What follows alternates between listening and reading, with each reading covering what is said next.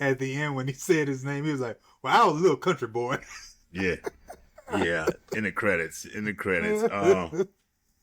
But that is how Nola and Jamie met. And now we meet the infamous Mars Blackmon, played by one Shelton Spike Lee. Yep.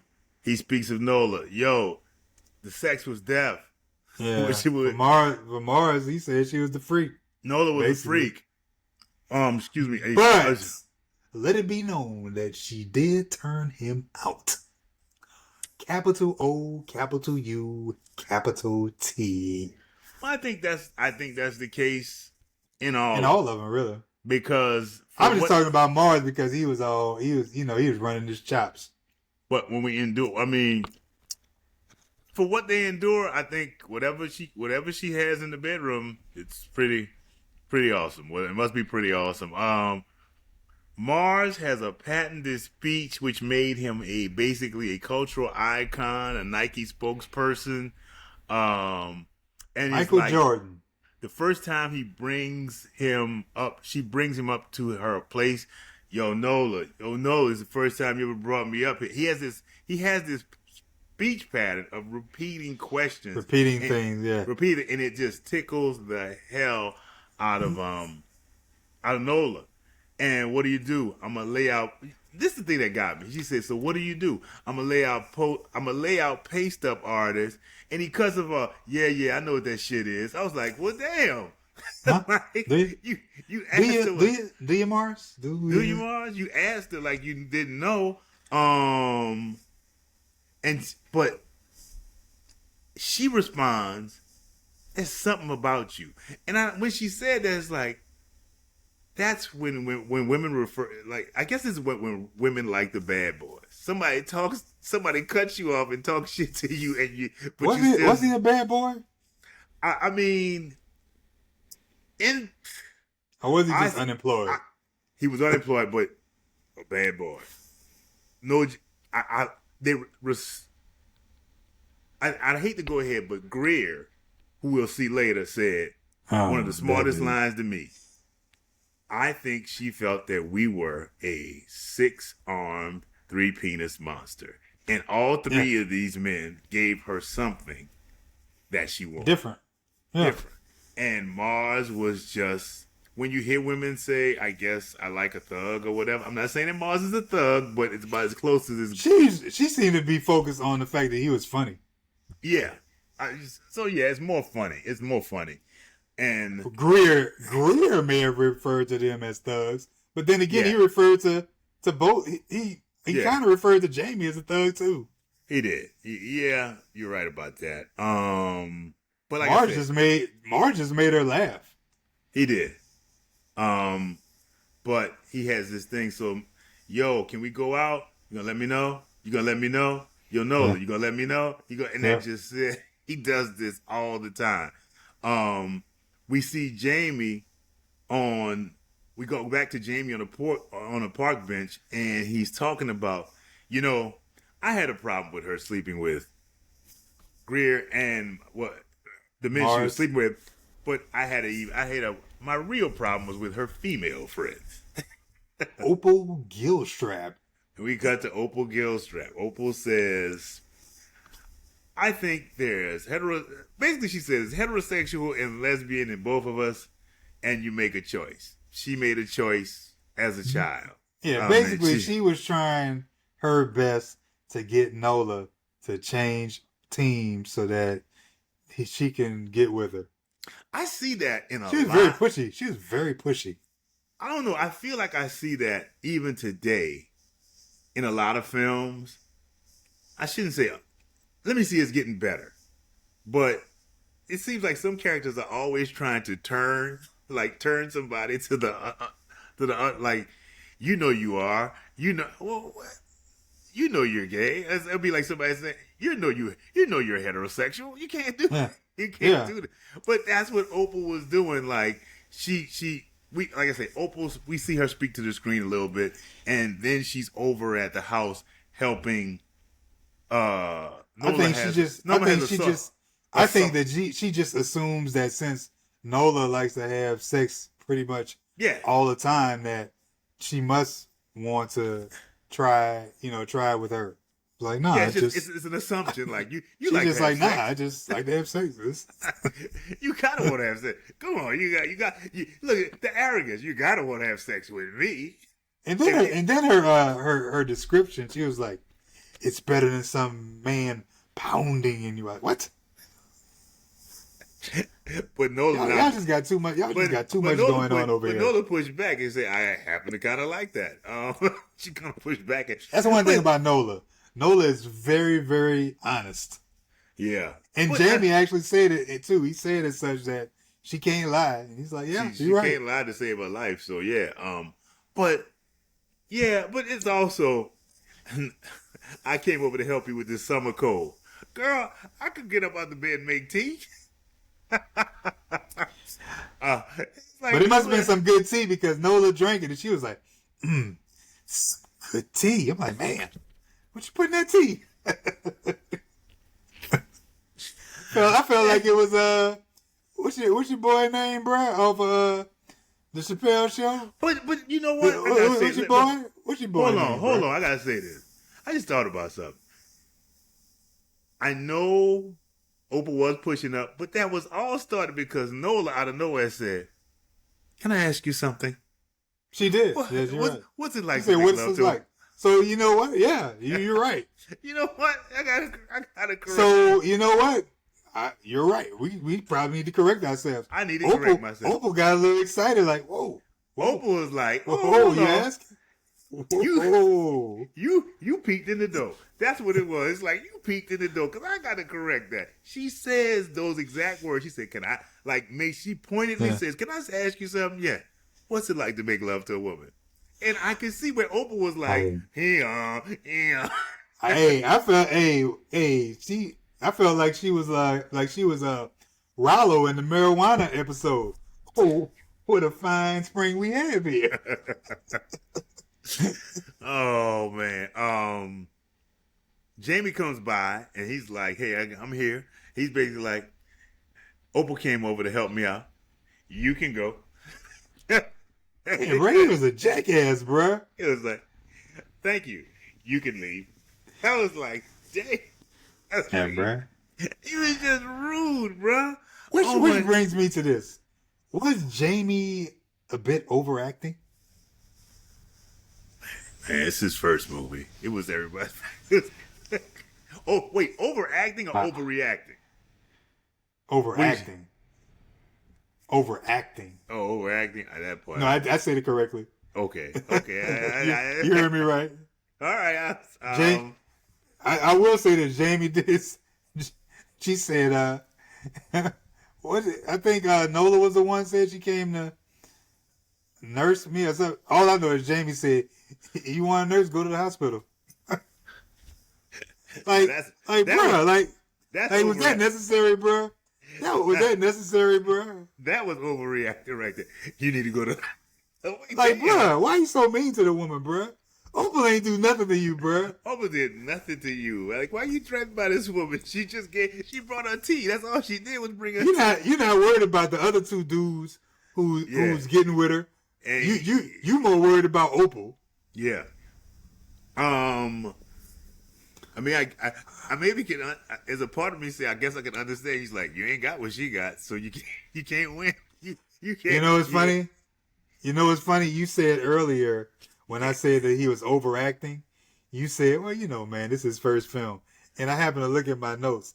As I look back, the acting in this movie screamed, "This is my first film." I actually wrote that.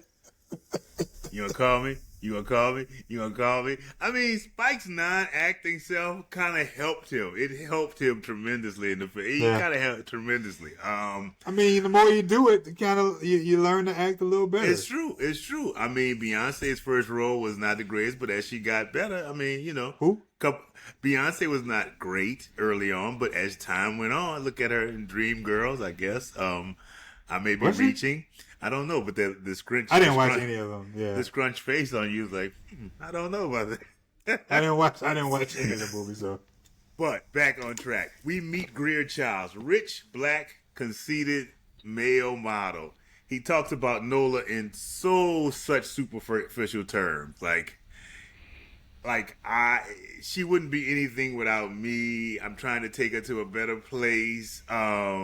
He even referred to her as a Brooklyn tack. She was a Brooklyn tackhead. I was like, damn. I mean, he's sitting in the room with her, and he looks at her. He said, he's working out. He's like, the minute you get fat, I'm leaving you. Which And it almost seemed like Nola's feelings were just kind of a bit hurt just by the look she gave. yeah, But obviously later we will find out that, there's no power over Nola, especially Yeah. Greer Childs. yeah. I mean, he's arrogant. We see them later. They're working out. Well, no, they're in a restaurant, and he's supposedly living so healthy, but he's eating a steak, and she's like confronting him on it. I mean, it's just that this relationship is about appearance. I didn't even And see what was wrong I with don't- him eating a steak. I mean, because he's so health conscious, why would he be eating red meat like that? Now, I mean, I think there's I don't know. Here's the thing. I don't know how much red meat he's eating this week. If he's eating a steak every day this week, I understand. And back in 86, I don't really think people were talking about red meat like that. They were. Oh, they were? Yeah, they were. They were. I mean, you wasn't moving me. And a lot of people I knew you weren't moving, but yeah, they were talking about it back then. It was Yeah. All I was thinking about back then was opening, my little styrofoam container with the Big Mac, put the fries on the left side. Hey, we all did. I think back then that when Mickey, let me not say anything before having the McDonald's Corporation after me. Greer and Nola are working out or stretching, and suddenly they say, "Hey, baby, I got a call today." It was kind of weird, like to be. What made you just all of a sudden? You just forgot that you got to be on the cover of GQ magazine. Oh wait, hey baby, I gotta tell you, I got a call today. I'm gonna be on the cover of GQ magazine. At this point, only one black man has ever been on the cover of GQ magazine. So you're the second, and you just happen to. You're like, oh yeah, I forgot to tell you. That was a hell of a come up you got there, Greer. Um, What do you do for a living? Don't forget this. At some point in time, when he was trying to hate on Jamie and Mars Blackmon, he said, Are your two hoodlum friends veggies? It doesn't even go together. Like at all. hoodlum But and vegetarian. I just don't see it. But I gotta give, well, I don't know if I'm giving anybody credit. It's just like Nola was triggered by success when she said, "I'm going to be on the cover of GQ." Oh, let me get naked. That's all. Like It did shortly happen after that. shortly, And bruh. it was seconds. It was seconds, bruh. She said, "Oh, well." And bro, wait a minute. She jumps in the bed and like it was smiling at first, bro, when he's folding his clothes. Yeah. But after a while, it's like, come on, man, like for real. Well, you Like, need to explain. seriously. He was taking He was a tremendous literally amount- taking his clothes off him. He was taking the workout clothes off and he was folding them and putting them aside. And it was like, really? Like, this woman you got right here. And like, Bro, he had there was no self-awareness, bro. He folded the clothes and then he looked over at her. Once he, got straight, he was like, all right, I'm ready. You ready? he was, you look at it, and look at all this. And she was getting bored. Yeah. And then Spike had this tribal, I don't want to just say general African music, but I don't know what country it comes from, but he had this tribal music playing, and Oh, yeah, while they were having sex, yeah.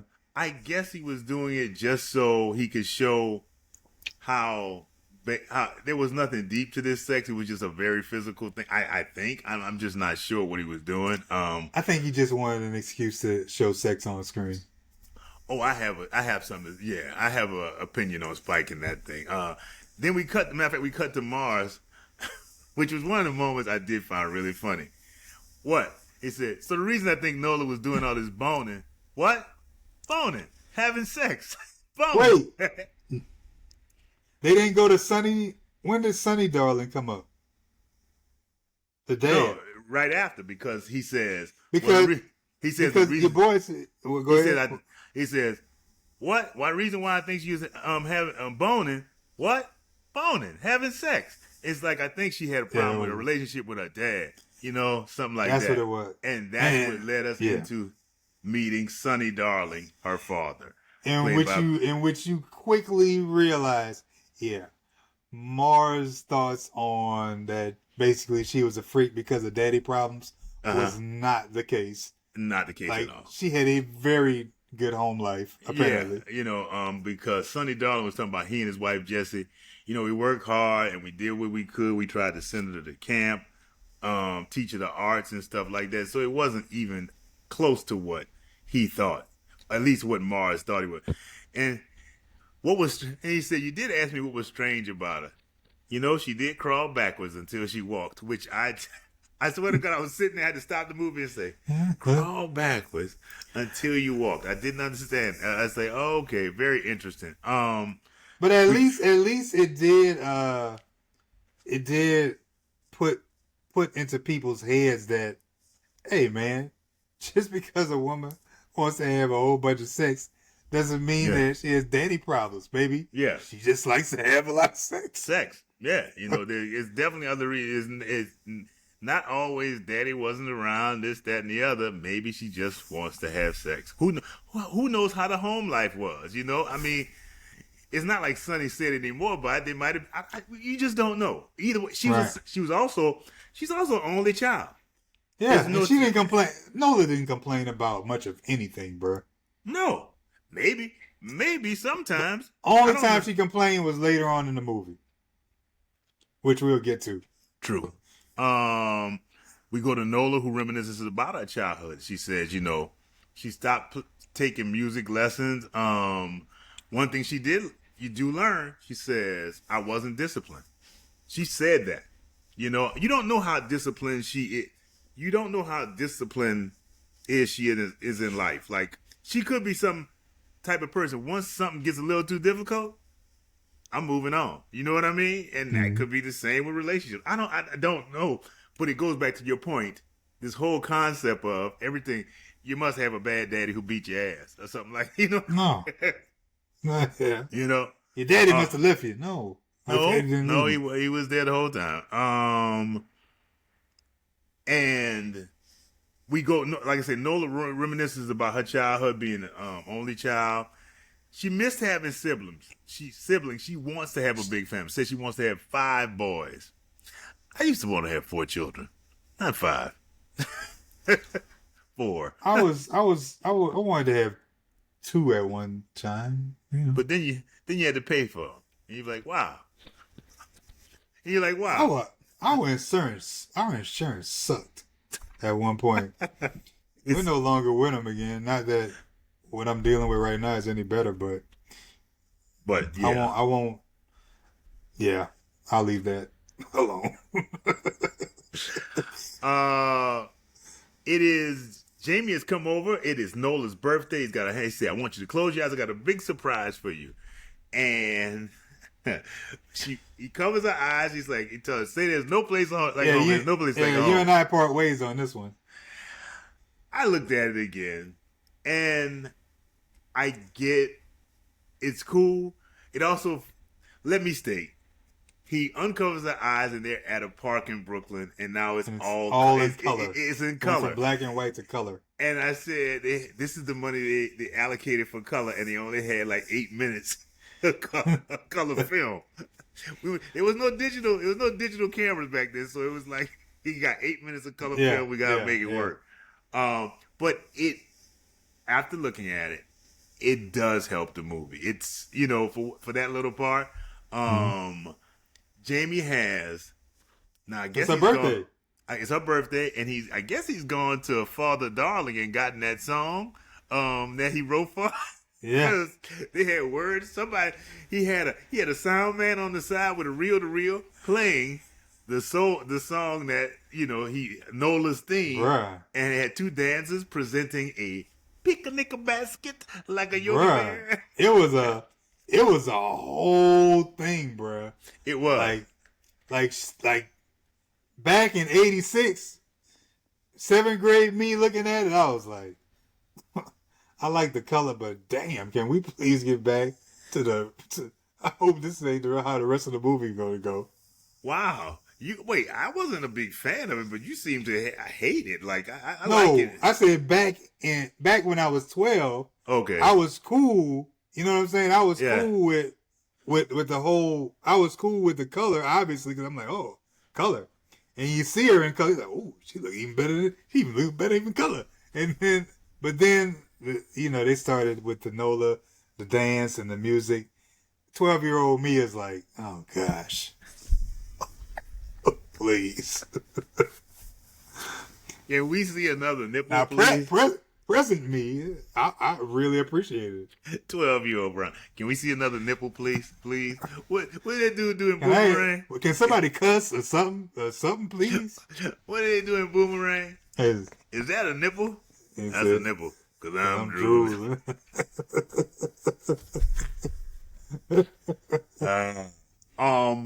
We are, like I said, she has two dancers. They present a picnic basket for them. And then it ends the song. And the end of the song, they come and walk up, and they even have a cake for her. And she loves it. She really appreciates it. Later on, they're laying in bed. I will say this: the portion in color, that part in color, taught me one major thing in my rewatch. Jamie was sprung. Oh, Jamie was in it to win. Jamie was the person. That's why. I know Jamie said it at the beginning. I know he gave this information at the beginning. But when when I personally really paid attention, I'm like, damn, he really got a whole song. And at one point she even said, hey, I'll give you some money on this. Like, I know this costs a lot. He's like, I got it. And that's because Jamie was sprung. That's an understatement, brother. He was in it to win it. I mean, he was in it to win it. Greer was in it because you look nice on my arm, and Mars was like, I like them draws. Woo! You making my head spin. They're back home. They're lying in bed. All of it kind of came down to that last statement, though. Them draws they turned them out. They did. Shit's so bad, Mars putting draws on his face. Jesus Christ. What's his name said, he's talking to her in bed after the whole thing, and she's talking about how she loved it, and she wants to pay for half of it. He's like, no, I got it. It's okay. This, that, the other. I'm going to pay for it. And he gets a call, and she's like, could you give me the phone? And he's about to answer. She yanks it away from him. He said, hello, and it's Mars. Nola, what's up? What up, Nola? Happy birthday. What's up? I'm trying to roll through. What's happening? No, she's like, no, it's too late or whatever, this, that, and the other. And he's doing it. It's like, Nola, what? Nola, what? Just let me smell it. And she loves that. Please, baby, baby. He says it for the first time. Yeah. Please, baby, baby, baby. Please, baby, baby, baby, please. She says no and laughs and then hangs up. And Jamie's like, why didn't you tell him I was over here? And this is one of these moments that I think that Jamie should know is, Jamie, you need to just... But let me also state this. Let me state. When she asked, how did you get this done? He said, I know the dancer, which will come up later. I know the dancer, which will come up later. Jamie, we cut to Jamie talking about some poetry he had written for her. Again, like, woo, Jamie, you ain't getting the idea here. Mars thinks it's weak. And you know what? I didn't think the poetry was weak, but at this, like we've been talking about, I just think at this point, Jamie, you should notice that you should not be giving this effort for Nola Darling, right? I mean, hey man, when you turned out, Yeah. Um,